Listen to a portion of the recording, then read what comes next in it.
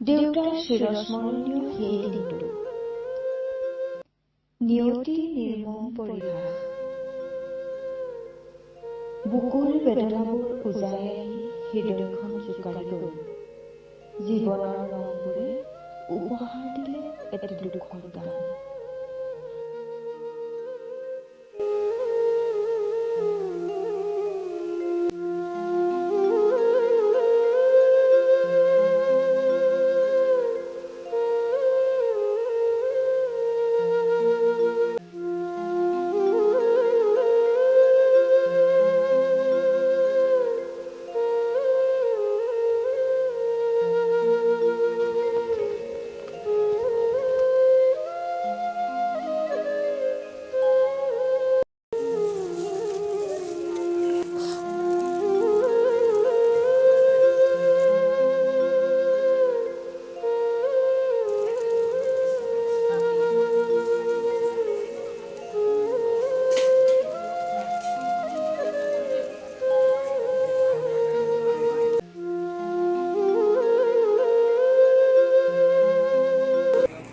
স্মৰণিকা অমৃত যাত্ৰাৰ উন্মোচক মোৰ শ্ৰদ্ধাৰ মোহনলাল উপাধ্যায় ছাৰ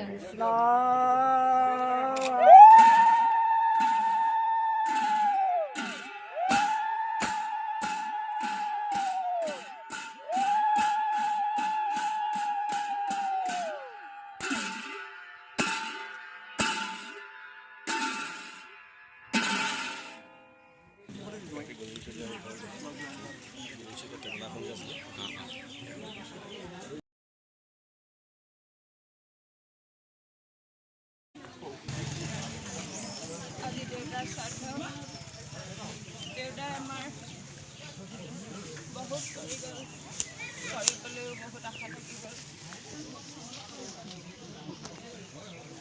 সকলো সুখ দুখ নেওচি দেউতা বহুত সাহসেৰে আগুৱাই যাব লগা হৈছিল জীৱনৰ ক্ষণতে দেউতাৰ লগত বন্ধুৰ দৰে আমি দেউতাৰ সুখ দুখবিলাক বিনিময় কৰি গৈছিলোঁ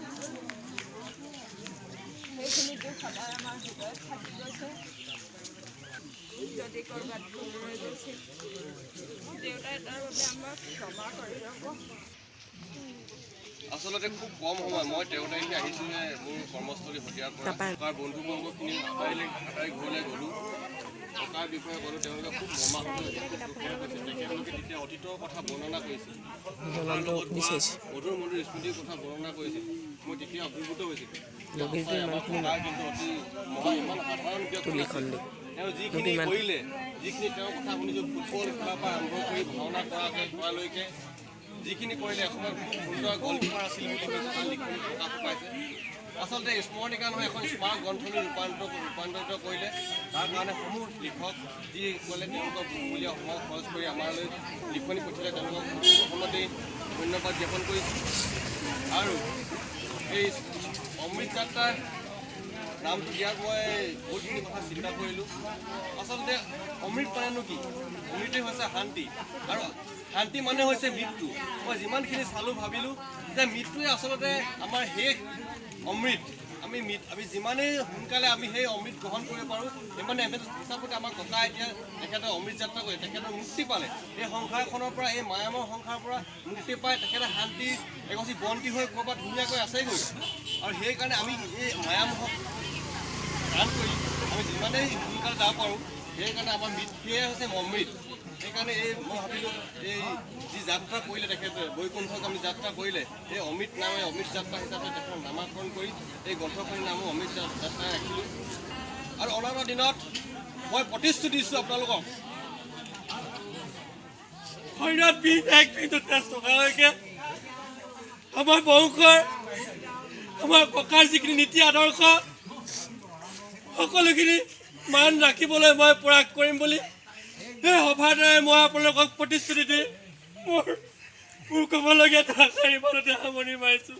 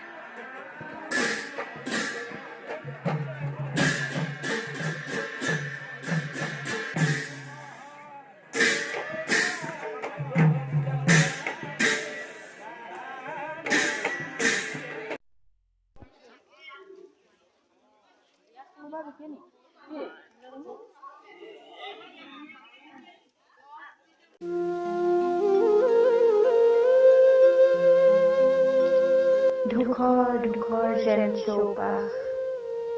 প্ৰচন্ন হতাশাত মন আকাশ, নিয়তিয়ে ৰিঙাই কয় এয়াই জীৱনৰ নিয়ম।